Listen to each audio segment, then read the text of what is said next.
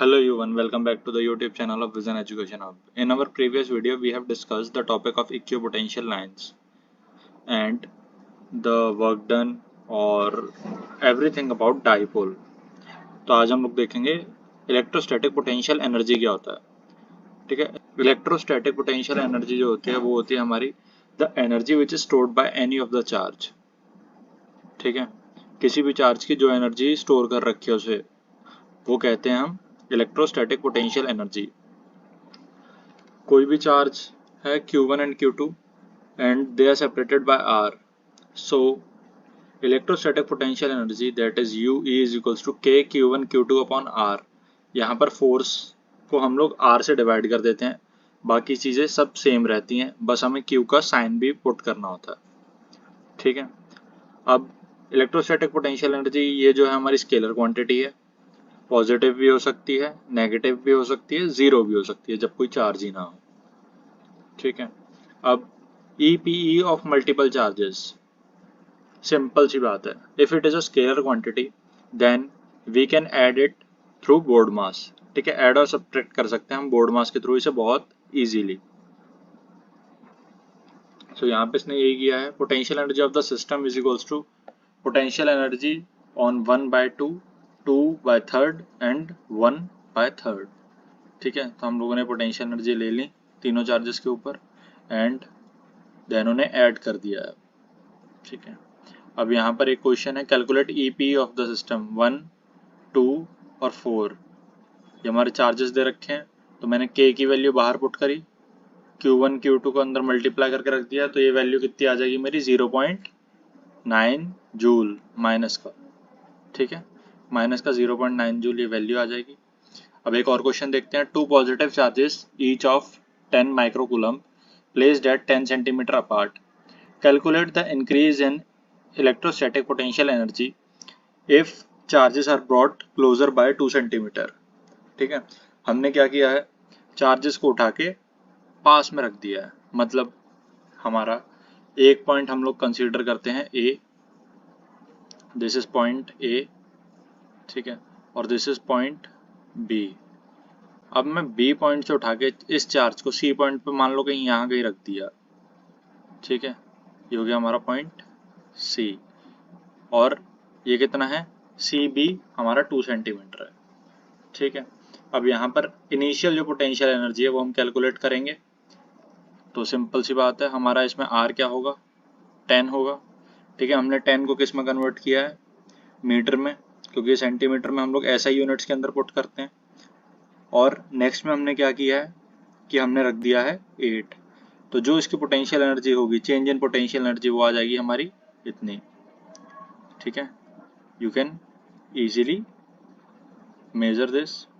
अब इसके बाद एक बहुत ही इंटरेस्टिंग टॉपिक आता है, that is called electric flux. ठीक है, ये फ्लक्स हमने पहले कभी नहीं पढ़ा। इसी मॉड्यूल के अंदर, जो हमारी फिजिक्स क्लास 12 की पूरी मॉड्यूल है, इसके अंदर हम लोग 2 बार फ्लक्स पढ़ेंगे। एक तो electric flux, the second one is magnetic flux, जो कि हमारा यूनिट 3 में आएगा। ठीक है, सो फ्लक्स की हमारी क्वालिटेटिव डेफिनेशन क्या होती है, the number of electric field line passing through a given area normally is called as electric flux of that surface. मतलब हमने कोई भी एरिया कंसिडर किया, जितनी इलेक्ट्रिक फील्ड लाइन्स उसके परपेंडिकुलरली निकल रही हैं, वो होता है उस एरिया का इलेक्ट्रिक फ्लक्स। ठीक है, फ्लक्स को ज़्यादा दिमाग में बहुत ज़्यादा हाइपर नहीं बनाना है इसको, सिंपल सी बात है, flux number of field lines crossing the area perpendicularly. ठीक है, जो परपेंडिकुलरली एरिया को क्रॉस कर रही होंगी उसे हम बोल देंगे इलेक्ट्रिक फ्लक्स। अब इसकी क्वांटिटेटिव डेफिनेशन देखें, electric flux linked with the surface is defined as the dot product of electric field and area. ठीक है, हमने इसमें डॉट प्रोडक्ट कर दिया इलेक्ट्रिक फील्ड का और एरिया का। ओके, अब अगर डॉट प्रोडक्ट है तो ये क्या होगी, क्वांटिटी।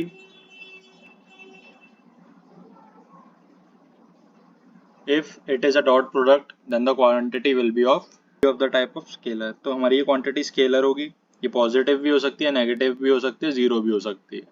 अब ये कैसे हो सकती है, ठीक है, एरिया का एक डायरेक्शन वेक्टर होता है, परपेंडिकुलर वेक्टर बोलते हैं हम, जिसे एरिया वेक्टर बोला जाता है।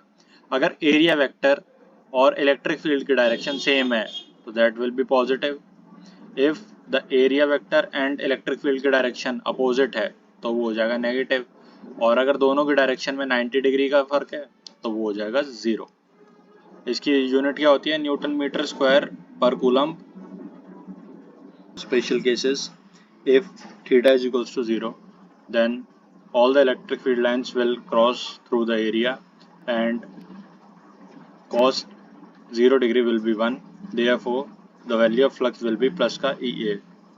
And if the theta is 90, then no electric field line will cross the area. And if 180, then the sign will be applied here. ठीक है, इसके अलावा इसमें कोई चेंजेस नहीं है। अब हम ये फॉर्मूला निकाला कैसे हम लोगों ने, अगर किसी भी आर्बिट्ररी एंगल थीटा पर हमारा एरिया टिल्टेड है इलेक्ट्रिक फील्ड लाइन से, मतलब एरिया वेक्टर और इलेक्ट्रिक फील्ड के अंदर थीटा का एंगल है, so the value will be हमारी E dot A, simply E vector dot A vector. The dimensional formula of electric flux is M1L3 T-3 and A-1। ठीक है, the next one, and it is a very important topic, that is Gauss theorem. So in Gauss theorem we will study about electric flux। ठीक है, electric flux और charge का क्या relation होता है हम लोग वो देखेंगे। स्टेटमेंट क्या कहता है इसका? The electric flux passing through any closed surface in air is 1/ε0 times the net charge enclosed by it. So जो इलेक्ट्रिक फ्लक्स होता है of the area will be ε0 times of the charge enclosed by that area. ठीक है, इसके लिए जो हमारी condition है गॉसियन सरफेस के लिए, so the conditions are electric field should be constant throughout the area, the surface must be close and it should pass through the unit point at which E to be calculated। ठीक है, ये उसी point से पास होनी चाहिए Gaussian surface जहां पर हमें E की वैल्यू फाइंड करनी है।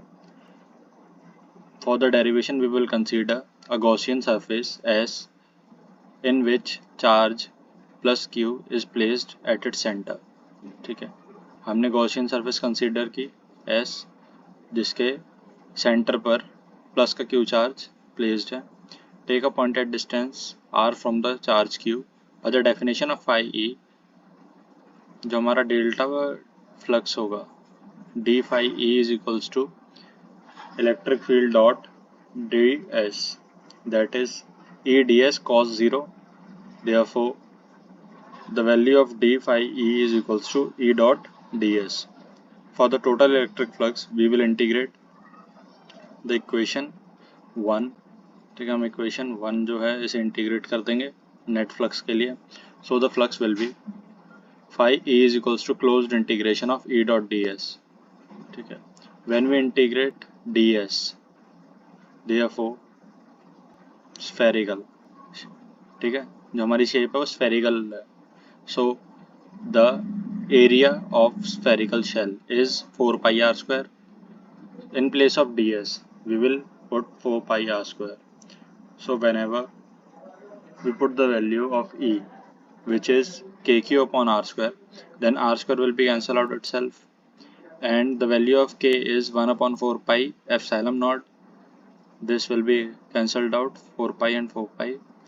The net value of electric flux passing through any field will be q upon epsilon naught। So here's the numerical related with this topic। Here an electric field is given। Calculate the electric flux through a surface of area 100 units lying in xy plane। So the surface is lying in xy plane। ठीक है, xy plane is this and the surface is this। So the whole electric field passing through this will be in the direction of z। ठीक है, अगर हम 3 dimensional में check करें तो x और y के प्लेन में रखा हुआ, तो इसके अंदर से वही इलेक्ट्रिक फील्ड लाइन्स जाएंगी जो z डायरेक्शन की तरफ जा रही हैं। And in this we will have this 3 है ना। हम लोग ये चीज़ देखेंगे। हम लोग के जो काम की चीज़ है वो सिर्फ z डायरेक्शन वाली है, where i is in our x direction, y direction में जा रहा है हमारा j vector, and in z direction here is k. So phi e is equals to e dot a, where we put e, so i dot k 0 हो जाता है, j dot k भी 0 हो जाएगा क्योंकि इनके बीच में थीटा जो है वो बनता है हमारा 90 डिग्री का, ठीक है, और cos 90 हो जाता है 0. So k and k will be 1, therefore the net flux will be 300 Newton meter square per coulomb, ठीक है. And here is a conceptual thing, when electric field lines increases then charge is positive, ठीक है. अगर मान लो हमने किसी surface पर 5 electric field lines imply करी हैं and we will getting out 7, ठीक है. So it means there is a positive charge inside that surface, और if the electric field line decreases, so there will be a negative charge inside the surface. The next question is, a positive charge of charge 17.7 microcoulomb is placed at the center of hollow sphere of radius 50 centimeter. Calculate the flux density throughout the surface. So flux density will be q upon epsilon naught, ठीक है. हमारा पहले तो flux निकालेंगे हम लोग, तो flux की वैल्यू हो जाएगी q upon epsilon naught. Then after calculating we will get 2 into 10 to the power 6, and the flux density is flux पर एरिया, ठीक है, मतलब पर यूनिट एरिया से कितना इलेक्ट्रिक फील्ड लाइंस पास कर रही हैं. तो हम टोटल को डिवाइड कर देंगे एरिया से. When we will divide this, so we will be getting 6.36 into 10 to the power 5 newton पर कूलम्ब, ठीक है. इतना हमारा फ्लक्स डेंसिटी होगी. And the next one is electric field line, यानी कि force enter a certain volume of space but 3000 emerge from it. 5000 को हमने इम्प्लाई किया, 3000 बाहर निकली. What is the total charge within the volume, ठीक है, इसके अंदर चार्ज कितना है. सो अगर हमें इलेक्ट्रिक फ्लक्स निकालना है तो फ्लक्स कैसे निकलेगा, जो हम चार्ज ने कंज्यूम किया है, initial minus final, so it will be of minus 2000 newton metre square पर coulomb, and the value of flux will be q upon epsilon naught. So when we calculate, the value of q will be minus 17.7 nano coulomb. This is all for today. आज हम लोगों ने देखा सबसे पहले तो कि इलेक्ट्रिक फ्लक्स क्या होता है हमारा, ठीक है, एंड हम लोग फ्लक्स कैसे कैलकुलेट करते हैं. इसके साथ ही हम लोगों ने देखा इलेक्ट्रोस्टैटिक पोटेंशियल एनर्जी क्या होता है. And in our next video we will be covering the next topic of this unit, which is some numericals and other topics also. So here we end. Thank you so much for watching the video. We will be right back with another one soon.